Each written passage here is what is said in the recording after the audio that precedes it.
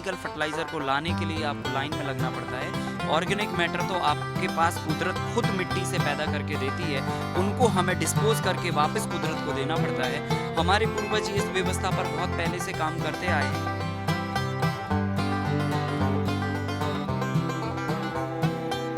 10 ton पची हुई गोबर की खाद इस्तेमाल करते हैं। अगर किसान के पास नहीं है तो कोई भी हरी खाद, सन, ढैंचा, उड़द, मूंग जैसी फसलों को लगा के 40 दिन बाद ग्रीन मैन्योर के तौर पर उसको मिट्टी में मिला देते हैं, या तो फिर लकड़ी का कोयला 500 kg पर एकड़ के हिसाब से हम डाल के और मिट्टी को पूरी तरह से कार्बन युक्त करते हैं।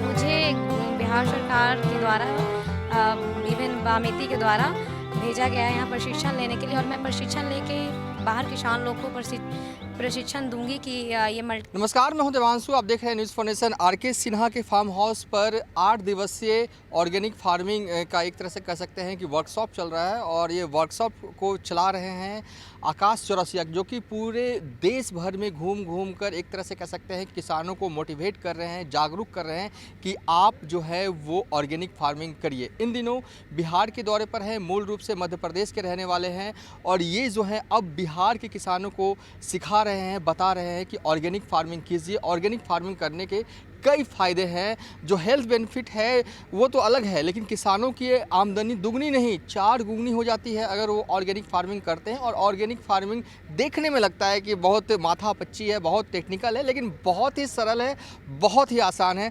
आकाश चौरसिया जी, सबसे पहले आपका स्वागत है। पूरे देश भर में ऑर्गेनिक फार्मिंग के लिए आप कार्य कर रहे हैं और अब बिहार आए हैं, वर्कशॉप अटेंड कर रहे हैं, क्या कुछ है इसमें? जी, सबसे पहले धन्यवाद आपके लिए। आप यहाँ ग्राउंड लेवल पे आए और इतनी जो किसानों के हित में कार्य किया जा रहा ज़मीनी स्तर पर, उसको आपने पब्लिक के सामने रखने का एक माध्यम बनाया। यहाँ पर हम लोग बेसिकली ऑर्गेनिक को लेकर और मल्टी लेयर कृषि को लेकर, दोनों को साथ में लेकर कार्य कर रहे हैं।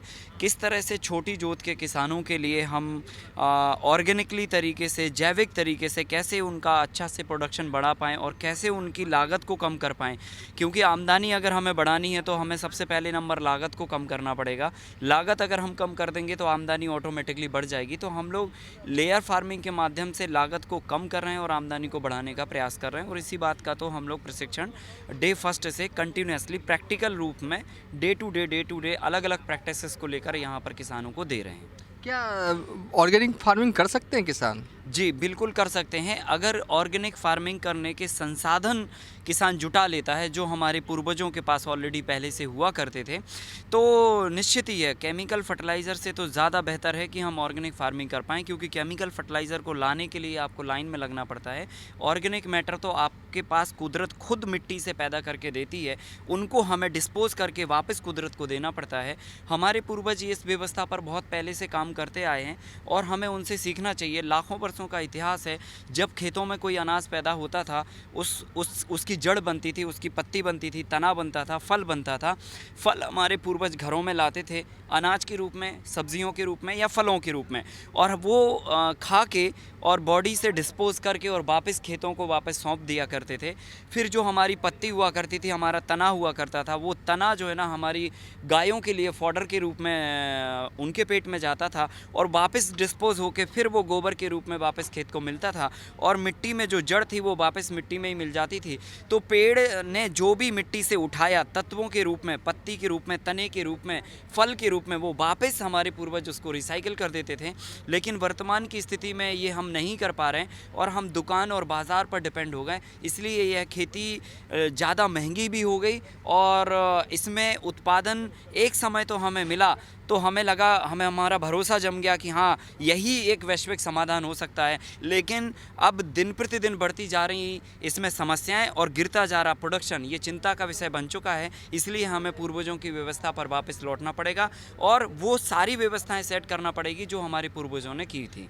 एक सवाल मेरे जहन में है कि आपने कहा ऑर्गेनिक फार्मिंग, जो फार्मिंग आमतौर पर किसान करते हैं, यूरिया दे देते हैं नाइट्रोजन के लिए, DAP दे देते हैं मिट्टी में, और पेस्टिसाइड्स का छिड़काव करते हैं। 3 चीज़ मुख्य तौर पर यूज़ करते हैं। तो अगर ये इन चीज़ों का यूज़ ना करें तो क्या यूज़ करें? आपने कहा गोबर, तो गोबर को अगर मान लीजिए कि अगर पुरानी गोबर है उसको मिट्टी में दे दे, क्या इतना ही काफ़ी है कि टेक्निकली और भी करना पड़ता है? क्या करना पड़ता है? बेसिकली क्या है कि कुदरत ने हमारे लिए सब कुछ दिया हुआ है और बेसिकली अगर हम किसी एक पौधे को जन्म लेते हुए देखते हैं और बढ़ता हुआ देखते हैं तो वो पौधा मिट्टी से सारे तत्वों को उठाता है।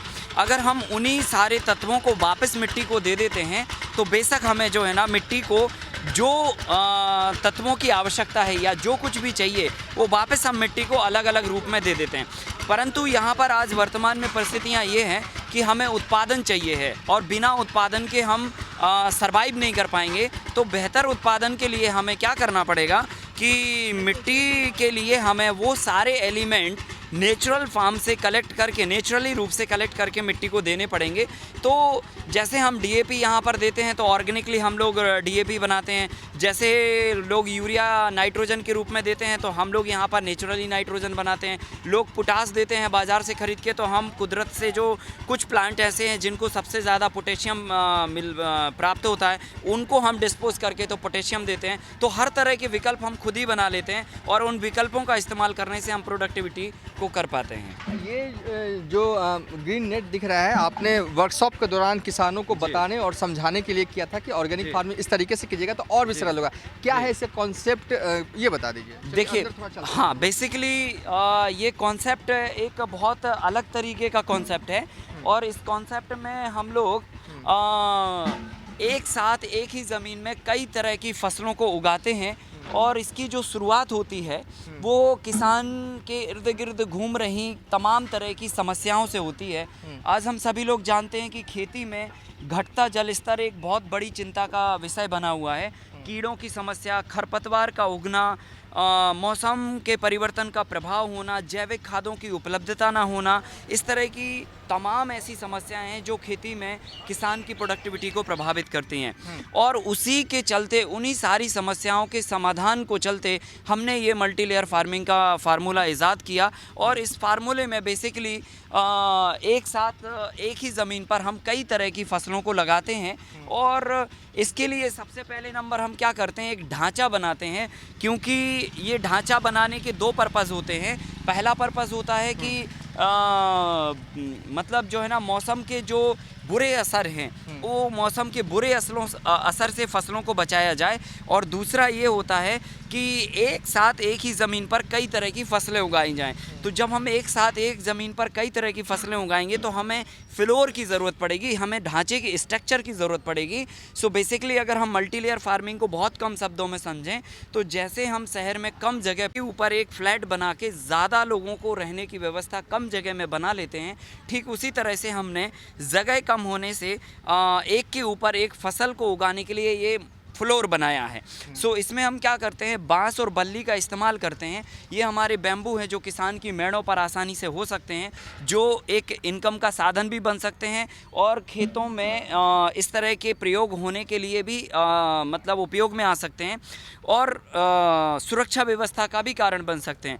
तो ये किसान की प्रोडक्ट है, खेत में पैदा होता है। ये हमने लकड़ियाँ यूज़ की हैं, ये घास यूज़ की है, ये सारी चीज़ें नेचुरली हैं और ये किसान के खेत में पैदा होती हैं। तो इसमें हम क्या करते हैं, 5 बाई 6 फीट के डिस्टेंस से ये बांस या तो बल्ली या तो लकड़ी, कोई भी ऐसी चीज़ जो सीधी हो, 2 इंच मोटी हो और 11 फीट लंबी हो, उसको हम लगाते हैं। और फिर उसके बाद हम ये वायर का जाला बुनते हैं। जाला बुनने के बाद हम कोई भी घास जो हमारे खेतों पर उगती है नेचुरली, उसको हम काट के ये घास ऊपर से डाल देते हैं।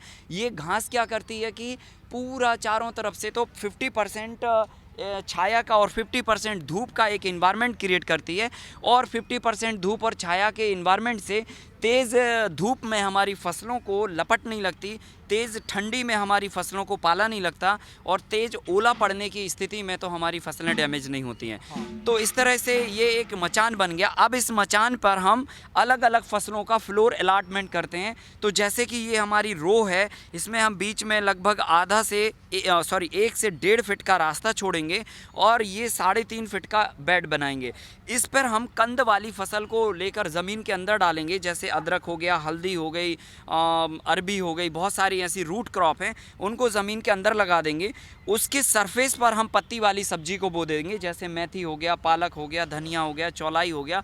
उसी के साथ में उसी के सरफेस पर ही हम ये जो बैम्बू लगाया हमने, हर बैम्बू पे लता वाली फसलों को लगा देंगे जो इस मचान के ऊपर जाके फैल के फलेंगी। फिर इसी जगह पर हम चौथी फसल के रूप में पपीते की फसल को लगाएंगे। वो फसल इस स्ट्रक्चर के ऊपर जाके फलेगी। तो सबसे टॉप फ्लोर पर चौथी फसल के रूप में पपीता होगा, तीसरी फसल के रूप में थर्ड फ्लोर पर हमारी लता वाली फसल होगी, और ज़मीन पर सेकंड फ्लोर के रूप में हमारी पत्ती वाली सब्जी होगी, और ग्राउंड फ्लोर पर हमारी कंद वाली फसल होगी। क्या ये जो मिट्टी जो अभी हम देख रहे हैं, क्या ये मिट्टी ऑर्गेनिक फार्मिंग के लिए आपने तैयार करवा दी है कि इसको अभी तैयार होना है? जी, हमने इसको भूमि को उपचारित किया हुआ है। किसी भी फसल को खेत में लगाने से पहले हमें मिट्टी को तैयार करना पड़ता है, और मिट्टी को तैयार करने के लिए 100 किलो चूने की डस्ट और 50 किलो नीम का पाउडर डाल के उसका ट्रीटमेंट करते हैं। फिर मिट्टी के अंदर कार्बन वैल्यू बढ़े, क्योंकि मिट्टी के अंदर कार्बन नहीं बढ़ेगा तो बैक्टीरिया नहीं बढ़ेंगे।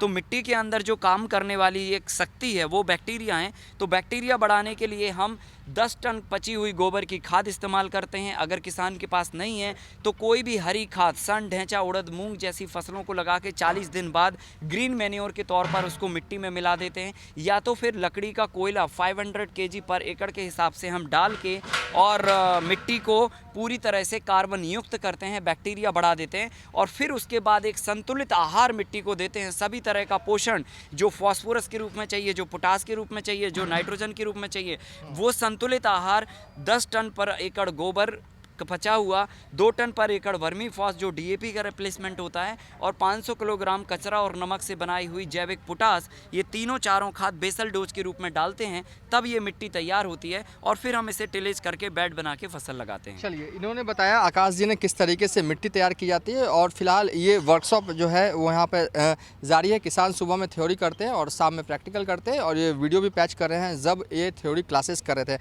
और एक और महिला जो हैं वो रितिका कुमारी नाम है, कृषि विभाग बिहार सरकार से जुड़ी हुई हैं, और ये भी इस वर्कशॉप में लगातार बनी हुई हैं।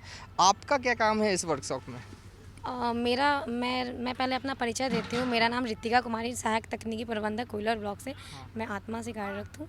मेरा इस वर्कशॉप में ये कार्य है कि मुझे बिहार सरकार के द्वारा इवन बामेती के द्वारा भेजा गया है यहाँ प्रशिक्षण लेने के लिए, और मैं प्रशिक्षण लेके बाहर किसान लोग को प्रशिक्षण दूंगी कि ये मल्टी लेयर फार्मिंग कैसे होती है और आपकी आय दुगनी कैसे होगी।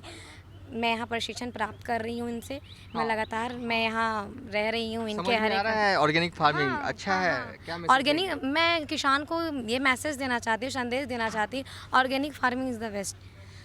हम लोग जो केमिकल भरा खाना खा रहे हैं उससे बेहतर है कि ऑर्गेनिक फार्मिंग करके केमिकल युक्त खाना खाएं। चलिए हम इस वीडियो को अब यहीं पर एंड कर रहे हैं। एक शुरुआत है, बिहार में कम से कम वर्कशॉप हो रहे हैं, और कई जगहों पर वर्कशॉप जो हैं वो किए जाते हैं ताकि ऑर्गेनिक फार्मिंग को बढ़ावा मिले। ऑर्गेनिक फार्मिंग बहुत ज़रूरी हो चुका है, क्योंकि केमिकल युक्त खाने से कहीं ना कहीं नुकसान जो है वो हमारे और हमारे शरीर को होता है, लेकिन ऑर्गेनिक फार्मिंग के कई फ़ायदे हैं। फिलहाल अभी तक के लिए इतना ही। आप देखते रहिए न्यूज़ फॉर नेशन।